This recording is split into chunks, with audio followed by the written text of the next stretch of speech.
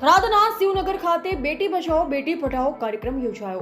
મહિલા અને બાળ વિકાસ વિભાગ તેમજ ગૃહ વિભાગ થરાદ બનાસકાંઠા દ્વારા થરાદના શિવનગરની પ્રાથમિક શાળા ખાતે બેટી બચાવો બેટી પઢાઓ કાર્યક્રમ અંતર્ગત સ્કૂલની વિદ્યાર્થીનીઓ અને મહિલા અને બાળ વિકાસ વિભાગના police base support centre police station થરાદના કાઉન્સિલર રેખાબેન એલપી દ્વારા સ્કૂલની વિદ્યાર્થીઓને મહિલા સુરક્ષા અને ગુજરાત સરકારની મહિલા લક્ષી યોજનાઓ જેવી કે પીબીએસસી મહિલા સહસશક્તિકરણ માહિતી આપી. 181 helpline, SHE team, 1930 cyber crime હેલ્પલાઇનની માહિતી આપી માહિતગાર કર્યા. તેમજ તમામ ઉપસ્થિત વિદ્યાર્થીનીઓને ગુડ ટચ અને બેડ ટચ અને અત્યારના આધુનિક યુગના મોબાઈલના ફોનનો વધુ પડતા ઉપયોગ કરવામાં આવે તો બાળકને ગંભીર બીમારી થવાની શક્યતા રહે છે. તેમજ અભ્યાસમાં વધુ ધ્યાન રાખવું જેવી માહિતી આપી.